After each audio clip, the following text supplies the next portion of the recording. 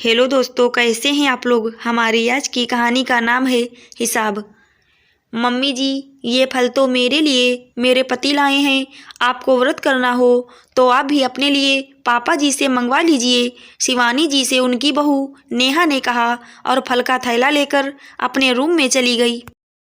शिवानी जी बैठी उसे देखती रह गईं। नेहा और शिवानी जी दोनों ने व्रत किया था, जिसके फलाहार के लिए फल आए थे।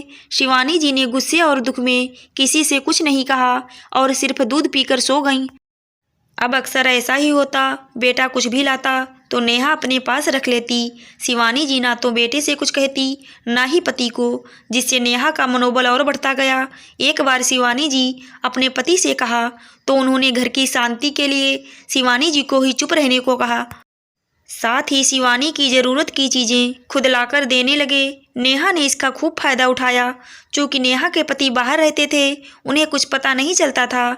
नेहा फल मेवे खुद खाती, बच्चों को खिलाती, जब खराब होने लगते तो बूढ़े सास ससुर को दे देती, कुछ बोलने पर अलग होने की धमकी देती। शिवानी जी का एक ही बेटा था, उससे अलग होकर कहाँ जाएंगे, ये सोचकर चुप रहते।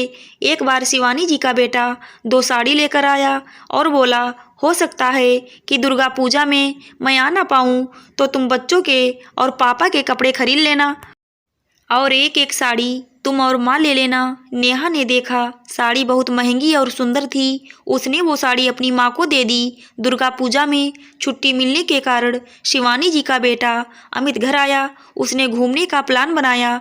नेहा अपने मायके जाना चाहती थी, पर अमित बोला कि नहीं मम्मी, पापा भी जाएंगे, उधर से 1 घंटे के लिए तेरे मायके भी घूम लेंगे। जब सब लोग घूमकर नेहा के मायके गए तो अमित ने देखा जो साड़ी वो इतने शौक से माँ के लिए लाया था वो सास पहने हुए थी। अमित को बहुत गुस्सा आया, पर वो चुप रहा। घर आने पर उसने माँ से पूछा, माँ क्या वो साड़ी आपको पसंद नहीं थी। शिवानी जी को कुछ नहीं पता था। उन्होंने पूछा, कौन सी साड़ी। अब अमित सारी बात समझ गया था। उसने नेहा को डांटा तो वो बोली कि मम्मी जी तो कहीं आती जाती नहीं है, इसलिए वो साड़ी मैंने अपनी माँ को दे दी। तभी पास खड़ा नेहा का 10 वर्ष का बेटा बोला, माँ तो अक्सर दादी की चीज़ें नानी को देती हैं और दादाजी और दादी को कहती हैं खुद से खरीद लीजिए। नेहा बेटे को चुप कराना चाह रही थी, पर अमित के सामने कुछ बोल ना पाई। सारी बातें जानने के बाद अमित ने पूछा, नेहा एक बात बताओ, जब मैं छोटा था तो तुमने मुझे पालकर बड़ा किया था या तेरी माँ ने।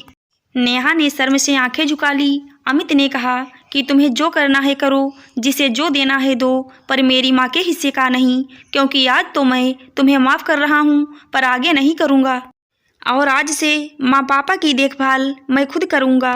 आशा करती हूँ दोस्तों आपको हमारी कहानी ज़रूर अच्छी लगी होगी। धन्यवाद।